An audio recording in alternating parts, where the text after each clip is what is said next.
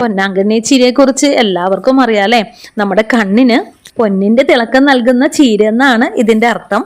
കണ്ണിലുണ്ടാകുന്ന എല്ലാ അസുഖങ്ങൾക്കും പ്രതിവിധിയായിട്ടാണ് ഈ ഒരു പൊന്നാങ്കണ്ണി ചീരയെ അറിയപ്പെടുന്നത്. ഇത് നമ്മുടെ കണ്ണിന് മാത്രമല്ല, മുടി വളരാനും ഒക്കെ വളരെ നല്ലതാണ് കേട്ടോ. വയറ് സംബന്ധമായിട്ടുള്ള അസുഖങ്ങൾക്കും ലിവറിന്റെ ആരോഗ്യത്തിനും വളരെ ഉപയോഗപ്രദമായ ഒരു ചീര തന്നെയാണിത്. അപ്പൊ ഈ ഒരു ട്രേയില് ഞാൻ മണ്ണ് ഫില്ല് ചെയ്തിട്ടുണ്ട്. അതിനുശേഷം അതിലേക്ക് കുറച്ച് ബയോബിനിലെ വളവും കൂടി ഒന്ന് ചേർത്ത് ഒന്ന് ഫില്ല് ചെയ്യുന്നുണ്ട്. കുറച്ചും കൂടി ഒന്ന് മണ്ണൊന്ന് ഫില്ല് ചെയ്ത് കൊടുക്കുന്നുണ്ട് കേട്ടോ. നമ്മളെപ്പോഴും ചേർക്കാറുള്ള എല്ലുപൊടിയും വേപ്പിൻ പിണ്ണാക്കും കപ്പലണ്ടി പിണ്ണാക്കും ഒക്കെ മിക്സ് ചെയ്തിട്ട് അതും കൂടി ഒന്ന് ചേർത്ത് കൊടുക്കുന്നുണ്ട്. ഇനിയിപ്പോ വെള്ളം ഒന്ന് ചെറുതായിട്ടൊന്ന് തളിച്ചു കൊടുക്കുന്നുണ്ട്. ഇനിയിപ്പോ നമുക്ക് ഓരോന്നായിട്ട് നട്ടു തുടങ്ങാം. നമ്മൾക്ക് പുറത്തുനിന്ന് പൊന്നാങ്കണ്ണി ചീര വാങ്ങിക്കാൻ കിട്ടും, പക്ഷെ അതിലൊക്കെ കെമിക്കലൊക്കെ ചേർത്തിട്ട് വരുന്നതായിരിക്കും.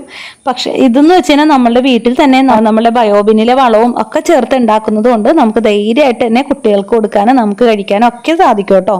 കുട്ടികൾക്ക് പഠനത്തിൽ ശ്രദ്ധ കിട്ടാനും ഓർമ്മശക്തി വർദ്ധിപ്പിക്കാനും പൊന്നാങ്കണ്ണി ചീര നമ്മളുടെ ഡയറ്റിൽ ഉൾപ്പെടുത്തുന്നത് തീർച്ചയായിട്ടും നല്ലതാണ് കേട്ടോ. ഇതിൽ കാൽസ്യം നല്ലപോലെ അടങ്ങിയിരിക്കുന്നതുകൊണ്ട് ആഴ്ചയിൽ 2 ദിവസം എന്തായാലും കഴിക്കുന്നത് നല്ലതാണ് കേട്ടോ. അത് തോരനായിട്ടോ സൂപ്പായിട്ടോ നമുക്ക് ഇഷ്ടമുള്ള പോലെ കഴിക്കാവുന്നതാണ്. അതേപോലെ ബ്ലഡ് കുറവുള്ളവർക്കും ഇത് വളരെ നല്ലതാണ് കേട്ടോ. ശരീരത്തിൽ ഹീമോഗ്ലോബിന്റെ അളവ് കൂട്ടാൻ ഇത് നന്നായിട്ട് സഹായിക്കുന്നുണ്ട്. അപ്പൊ ഞാൻ ഇത്രത്തോളം ഒന്ന് നട്ടു കൊടുത്തിട്ടുണ്ട് കേട്ടോ. ഇത് നമ്മൾ നേരത്തെ പുതിനയുടെ കാര്യം പറഞ്ഞ പോലെ തന്നെ ഇതും ചെറുതായിട്ടൊന്ന് പടർന്നു വരുന്ന പോലത്തെ ഒരു ചീരയാണ്. അതുകൊണ്ട് തന്നെ ഞാൻ കുറച്ച് ഗ്യാപ്പിട്ടാണ് കേട്ടോ നട്ടു കൊടുക്കുന്നത്.